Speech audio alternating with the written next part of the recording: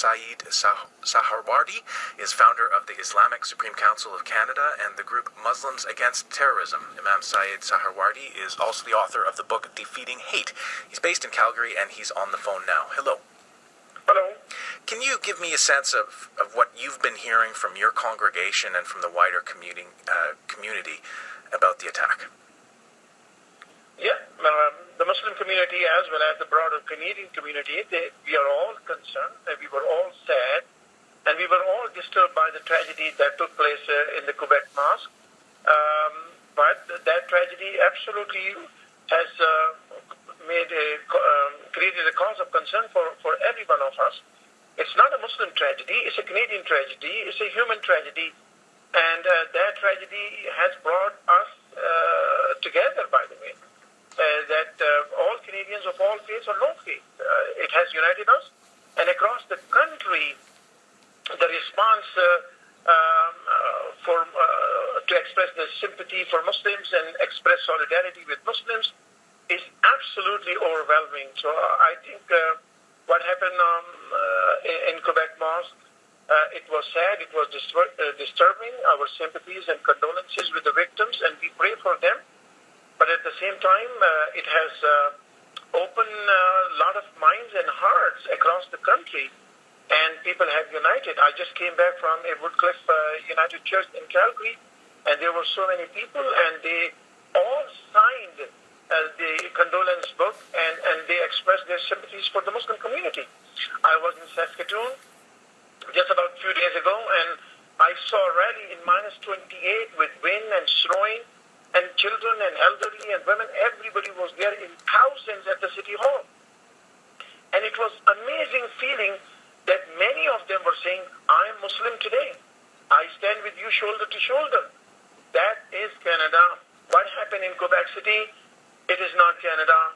What happened after that, the solidarity, the rallies, the interfaith prayer services. On Friday, we had a prayer services, which was led by a Jewish rabbi and a Christian pastors, and everybody stood together to express that we all condemn this tragedy, this terrorism, and we all stand shoulder to shoulder with the victims. And if, God forbid, anything happens in future, then we will stay together. We will not be divided by these hate mongers. And I mean, standing side by side together in -28, that's a pretty powerful statement. But you mentioned, for example, being in the church. What can non-Muslims do to combat the climate of hate and fear that we're talking about today? A lot of non-Muslims are already doing. I mean, they are expressing their solidarity. They are sad.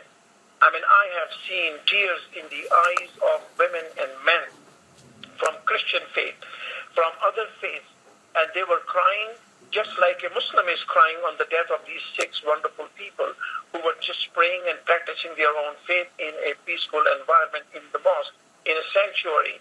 I think Christian community is already doing what they're supposed to be doing, condemning this terrorism, standing shoulder to shoulder with the Muslim brothers and sisters in Canada, and that's what it counts. That what they can do more, of course they can do more. We all can do more.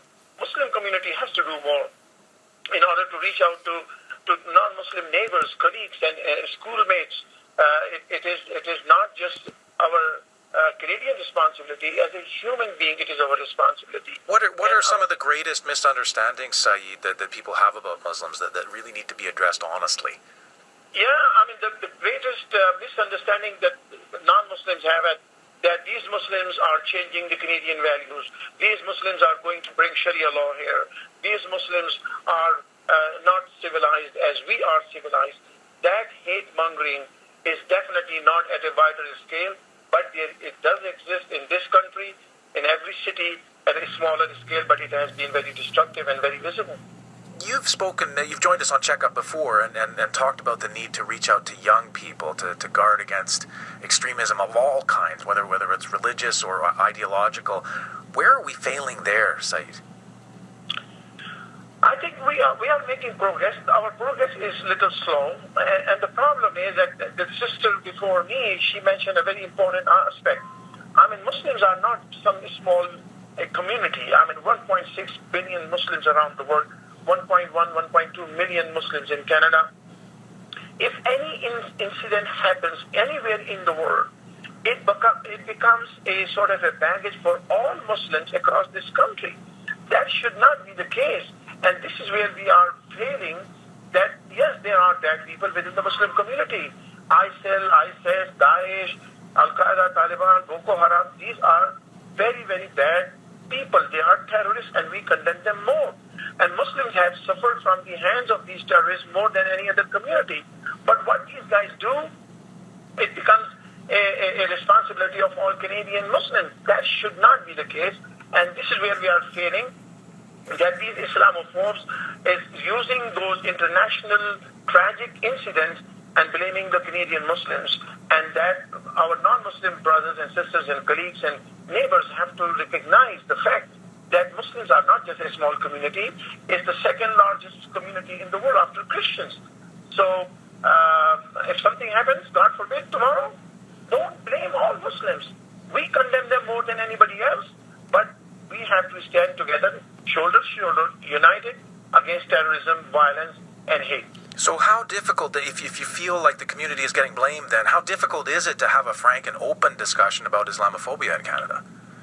No, I think we are having a very open discussion about Islamophobia. It does exist and it should be countered. Just like we are countering anti-Semitism, we are countering Christianity and anti-faith kind of movements. I think that Islamophobia is one of the reality of our society, and we have to counter it, and we are doing it, people of all faiths. I gave you an example. On Friday in Calgary at the Genesis Center, there was a Jewish rabbi who addressed the Friday congregation on Friday, and a Christian pastor, and from various denominations of Christian faith. And I go to church and I participate in their Sunday worship. Those activities, we just need to broaden it. We need to have more of it, and that will bring us together, and that will remove the Islamophobia or anti-Semitism and all kind of hate that is going on at some scale in our society, and we just need to stand together. Syed, we're a call-in show. Do you mind if I bring a caller in? Yes. Ginger Gordon is calling from Calgary. Hi, Ginger. Welcome to Cross Country Checkup. Thank you very much, Duncan. And I'd like to say good afternoon to Imam Syed as well.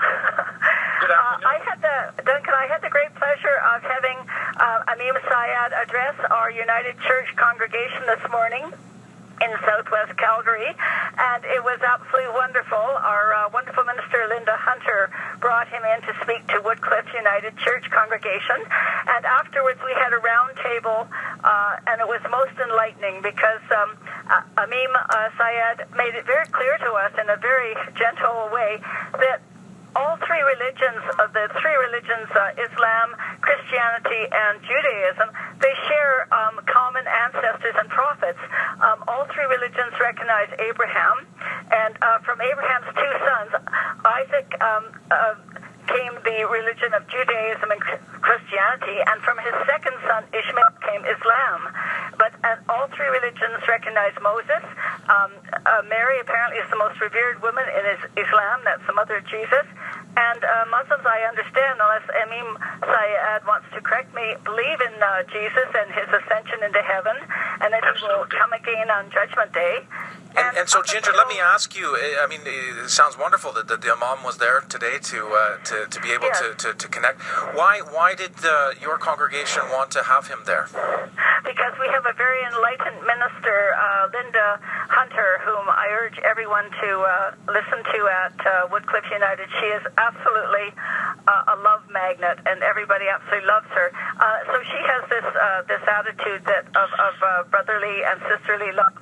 And I'd like to mention that when we asked Imam Syed today about mentioning killing in the Quran, he enlightened us to say that in Quran, the only killing that's authorized and justified and in Islam is when you are defending yourself, not to attack, but only if you have to defend yourself.